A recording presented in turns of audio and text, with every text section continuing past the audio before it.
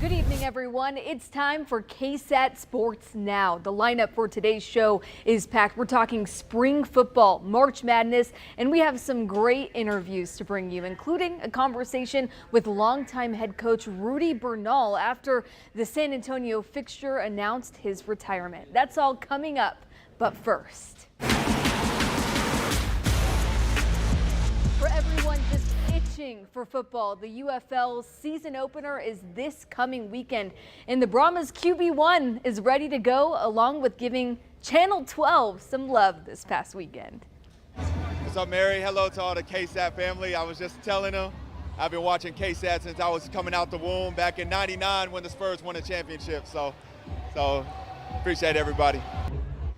KSAT loves you too, Kellen. All right, the former Reagan High School and Texas A&M Aggie quarterback Kellen Mond has been named the starter for the Brahmas' first game of the season. The team held a season kickoff event at the Pearl on Saturday afternoon, and just look at all the fans who came out to show support and meet some of the players. You can always count on Brahmas fans. And hey, it's important that the team see their fans' support, considering their first 4 games of the season will all be on the road. KSAT 12 Sports caught up with Mond while he was in town to see how he feels about being named the starter. Honestly, it's a great feeling. It's something you take a lot of pride in. It's something that you're extremely grateful of, and it's just also a reflection of the hard work that you put in and the leadership skills that it takes. So it's really been amazing. You know, obviously you come into this league and your goal is to be the starter. You know, you want to be the guy, and so, you know, everything I worked for, you know, I knew from a talent level I had the talent, the leadership skills, and so I've been able to lead a lot of really good teams, and I've improved teams, and so, I'm looking to help this team take a next step. Let's get over the hump, and our goal is to win a championship. I mean, I think it's great exposure, and exactly in this moment, I'm not necessarily thinking about the NFL. My 100% goal is to lead this team, lead the UFL. Let's go win a championship. But, I think we have a really good opportunity. We have a lot of great pieces. And, we've continued to build over these last 14 days of practice. And we're only going to continue to get better as the season kicks off. But, yeah, I mean, I'm blessed for the opportunity. And, me and the receivers, tight ends, and offensive line, we're only going to continue to get better, get on more better chemistry as the season goes on. So we're going to continue to get off once week 1 starts and only improve from there. Here it is, the Brahmas season opener for the 2025 UFL season. San Antonio is at the Arlington Renegades for a 3 o'clock kickoff on Saturday. All right, it's time now for tonight's KSAT Sports Now poll question. We want to know, once the team is playing in the Alamo Dome, how many Brahmas home games do you plan to attend? 4, 3, 2, or 1? Vote now at ksat.com/sports/poll, or you can use the QR code that you see there right on your screen, and we'll have the results at the end of our show. Basketball team at Incarnate Word continues their season in the College Basketball Invitational, and the Cardinals have been on a tear since Sunday. They won by 7 over Manhattan University. Then they won yesterday 87-71 against Jacksonville University. Now the Cardinals are in the semifinals of the tournament. They're playing Illinois State University, a team that went 20-14 this year. That game started at 6 o'clock, so let's take a look at the live score from Daytona Beach, Florida. UIW leads Illinois State 34-31 at halftime, and all of the Cardinals' points have come from their starters. Impressive start for UIW. Well, while the Brahmas season is just a few days away, college programs across the country have been holding their own pro days, with the NFL draft coming up in 1 month's time. UTSA held Pro Day yesterday at the race facility. 13 former UTSA football players worked out in front of NFL personnel as they tried to up their draft stock and impress NFL teams. The NFL hopefuls talked about what's important to put on display for the scouts and what their plans are leading up to the draft. Man, it's going to be a long month, April, but I'm ready for it. just trusting the process and taking it day by day is the only thing I could do. And that time frame to the draft and just handling my business off the field as well. I don't think it was really like the pressure for me because, like I said, I prepared and trained for every drill, so it was just showing my skills and what I've been training for to the scouts. But they already know what they need to know as far as the film and stuff like that. So just showing them that I can move well for my size is all I want to do, which I feel like I accomplished. You know, the mentality doesn't change. You know, we're going to come out, be an underdog, you know, work harder than everybody in the room. And I just want to contribute to whatever team that picks me up, whatever team that wants me to be around. And I just want to, you know, help teams win in any way I can. And if it wasn't busy enough on UTSA's campus, the Roadrunners began spring practices this morning. UTSA went 7-6 last season with a 4-4 conference record, ending the year with a 44-15 win over Coastal Carolina to win the Myrtle Beach Bowl right before Christmas. Now it's time for spring ball, and the Roadrunners are practicing a little differently this time around. Changes from the top down and changes to help reduce injuries to players.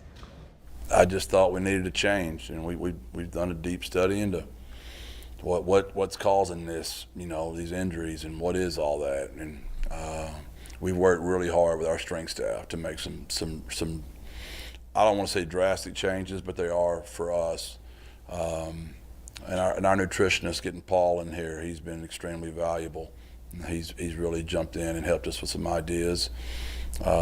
So it wasn't just for the injuries.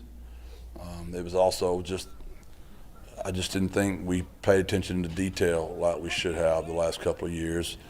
And I was very honest with my team. I thought we were not as well coached as we had been in our 5 years here together, and I'm the coach. So there's no one's fault but mine. Did a lot of self-reflection, and we made some drastic changes, and we'll see. We will see. The Roadrunners will continue to work out under these great spring temperatures. And tomorrow night on KSAT Sports Now, we'll take a look at UIW's Pro Day. Played 5 months in China in the WCBA, returned home last month, and just waiting for my next opportunity in the WNBA. We saw her get drafted 4 years ago. Coming up after the break, NCAA Final Four champion Kiana Williams was in the house earlier this week, so don't mind the outfit changes. Hear from the former standout from Wagner and Stanford when KSAT Sports Now returns.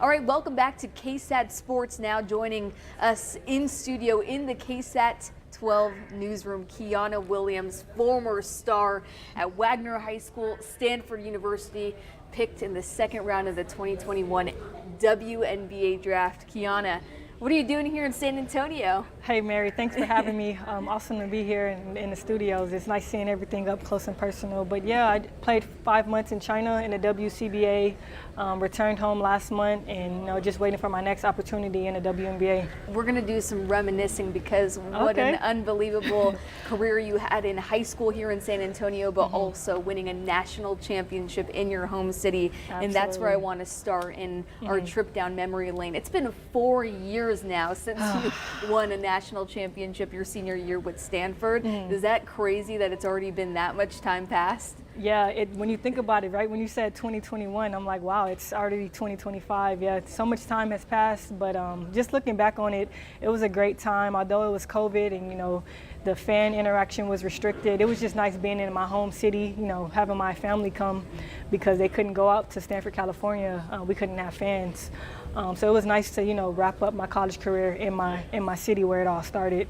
And to go out on top, I couldn't have asked for a better Cinderella ending. I think when I was looking back, there were 7 San Antonio athletes in the playoff in the women's college basketball tournament at that time. pretty remarkable. Are you still in contact with some of your former teammates? I know one of them, Amber Ramirez, who you played with at Wagner, still in contact with her? Yeah, we keep in touch from now and then. I know she's up in Dallas coaching high school. Okay, nice. But, you know, just with me being overseas in China, the different time zones, it's kind of hard. You know, even with my family, you know, I try to, you know, make sure I stay in contact with them. But, you know, being in China was a 13-hour difference. But, yeah, you know, social media really helps, you know, keep in contact with other players and whatnot. So, looking back at the theme of your career, in my opinion, it's been you've been surrounded by greatness. Absolutely. At Stanford, you had a legendary head coach in Tara. At Seattle, when you were drafted by the Storm, you had Sue Bird, Joel Lloyd. I mean, absolutely. just surrounded by greatness. So I want you to talk about like the pros of that, but also some of the cons, because that means you really had to fight for your right to be where you were. Absolutely. I'll start with Stanford. I remember my very first conversation with Tara when she called to offer me. I was sitting in my closet just nervous because I didn't know what she was going to say. And you know, it's Tara Vanderveer. It's like one of the, you know, most, like you said, the most legendary head coach in the women's college game. And I'll never forget, like, she was like, Key, we want you to come. We want you to come to Stanford. Yeah, it was really great playing for her. She taught me many lessons, both on and off the court, that I'll never forget. And I'm still in contact with her. She always called me Special K. And I kind of like that nickname. I like that. Yeah, so that was my time at Stanford. And in Seattle, you know, playing with, you know, Olympians like Joel Lloyd, Brianna Stewart, Sue Bird, you know, she was at the tail end of her career. Just, I had the unique opportunity to just be a sponge, soak up all the knowledge that they were giving, training camping during the season. So Sue's great. I'm still in, you know, contact with her, Joel and Brianna Stewart. Those are my forever WNBA vets. So extremely thankful that, you know, I was in a unique situation where I had vets that poured into their younger players. And now bringing it back to your high school career at Wagner, you know, Christina Camacho, it's awesome anytime I get the chance to be around her, because she talk about a legendary coach in the local scene. So what do you cherish most when you look back on your days playing at the high school level with a coach of her stature? Absolutely, yes. Coach Camacho, I played for her for 3 years. It was amazing. You know, I remember when I first was deciding what high school I wanted to go to, and Wagner was in my district, so I knew ultimately I would end up there. But I remember just, you know, as nervous as I was talking to Tara, I had those same nervous feelings talking to Camacho for the first time. And, you know, she's been doing great things over at Veterans, but now she's at Judson this year. So just the impact she's had on the San Antonio community through basketball, you know, coaching so many great, amazing athletes. I'm thankful that I'm one of those girls that she coached, for sure. And even back further than that, earlier than your high school days, AAU days, talk about your SA Finest days and your relationship with the Foxes. Yes, SA Finest as family. My dad and my brother still coach for the program. Coach Ray Caldwell, he does a great job of, you know, just giving girls a platform to, you know, that pathway to go from high school to college and go to school for free. You know, I went to Stanford, full scholarship, graduated debt-free, and it's all because, you know, my dad met Ray Caldwell. And he has 2 daughters, Rasay and Desiree. And Rasay was the big sister that I never had. And, you know, just to see that, you know, she's back in San Antonio, De'Aaron's here playing for the Spurs. It's a full circle moment. And I actually FaceTimed her right before I went on, you know, to do the pregame, postgame, and halftime show the other day. And she just, you know, giving me that big sister advice, you know, be calm, you know, basketball. You know, be concise and efficient with your words. So she's my, you know, my coach, you know, on and off the court. But yeah, she's a big sister I've always wanted, and I'm happy she's back home, back in her hometown, San Antonio. And I know De'Aaron's going to do some great things for the Spurs in the upcoming seasons. Thank you, Kiana. Appreciate your time. Awesome. Thank you for having me. Thank you for having me. Always great to see you. One of San Antonio's finest. Oh, she likes the top of the key. Absolutely. She nailed that money ball. This is going to be close. Here we go. She's hitting. On Sunday, live on KSAT 12, Jade Perez won the three-point contest in a showdown against the boys winner. You'll hear from the Clark senior next, right here on KSAT Sports Now.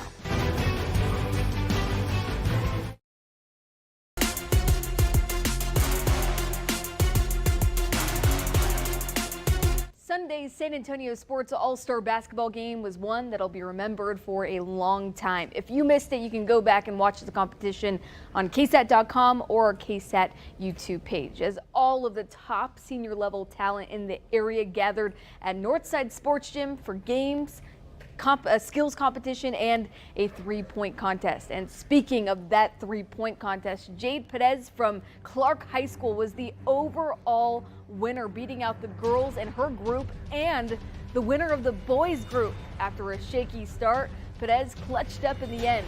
We talked to her right after her victory. It felt really good. I really didn't have too much confidence in myself, so when I won, I was super stoked.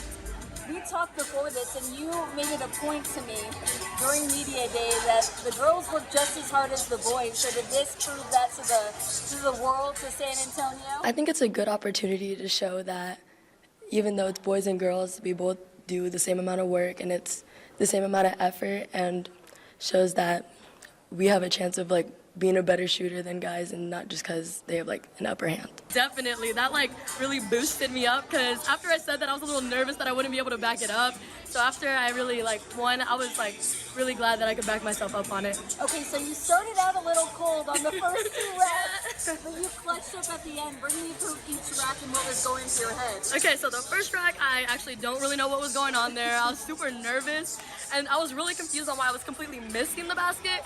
Second rack, I was like, okay, we're hitting the rim, we're getting somewhere. Once I got to the top of the key, I saw 2 or 3 fall in, and then I was like, okay, now I found my rhythm, and then I had it from the next 2 on. Did you have any idea where Trey King was at in his round? No, I had no clue, but once I started hearing my teammates getting all loud and everybody cheering, I was like, I have to be somewhat close if there's this amount of energy. They're not gonna be screaming for me if I'm down by 12, so. And how special is it to end your high school career with a performance like that? Oh, it's amazing. I'm really proud of myself, and it shows just the hard work's paying off. Great job, Jade. All right, new over the weekend, head coach Rudy Bernal is calling it a career. The boys basketball coach spent 31 years with Lanier High School before spending almost a decade over at Antonian. Larry Ramirez caught up with Coach Bernal just a few hours ago. Coach, quite a successful run for you. Tell me about your decision to retire. There's several things. My dad was probably at the forefront for me. My father retired when he was 71, and he was already ill. And so he lived another 13 years, but he was not able to enjoy his retirement.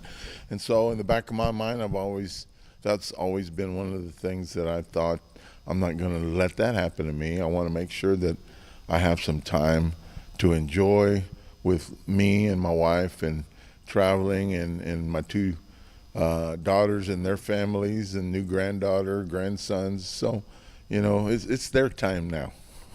What was your wife's reaction when you said, this is it? Oh, she was real happy. She's been very supportive. Coaches' wives are probably, you talk about police wives and people, civil servants, and I know she's put up with a lot from me, and it's time for her. And how about your daughters? I mean, they've only known you as coach. Yeah, they have, and I missed a lot of things for them when they were growing up, and sometimes that's just part of the job.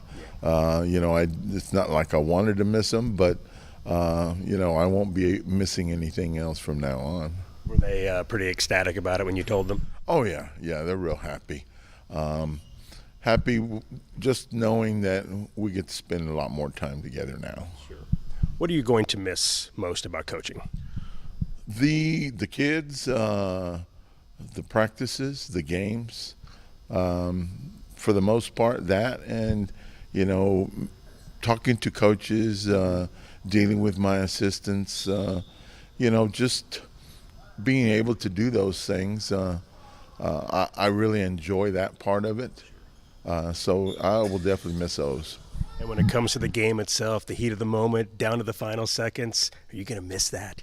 Oh, I will miss that a lot. The one thing about me, and people know me, at least people that have been around me coaching and stuff, I always stand up the whole game.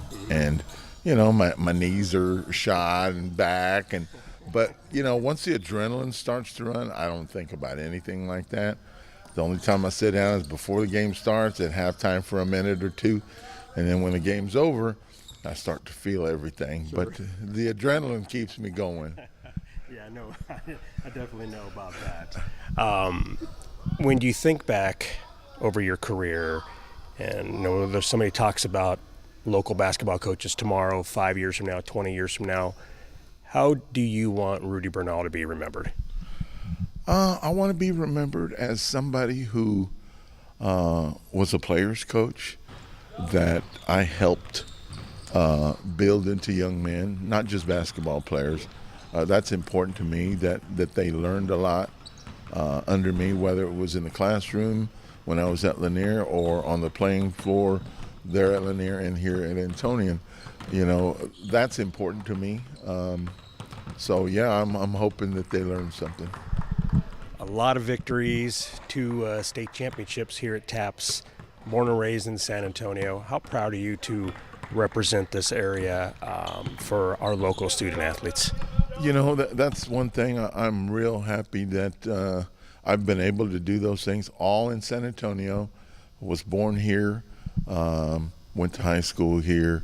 The only time I've been away, I've spent 4 years at U of H before I came back and finished at UTSA. Okay. Built a lot of relationships there in Houston when I was there, and a lot of friends still. But, San Antonio has been my home. I coached all my years here in just 3 schools. Yeah. I started at Antonian as an assistant coach in 1978, moved to South San District for 3 years, and then at Lanier, and then back here at Antonian. So, I don't think there's a lot of people who can say it over a 47-year career that they've only been at 3 schools. So I feel good about that as well. That's awesome. Congrats to Coach Bernal on an incredible career. Our last segment is coming up. Stay with us right here on KSAT Sports Now. We'll have the results of our poll question in a moment.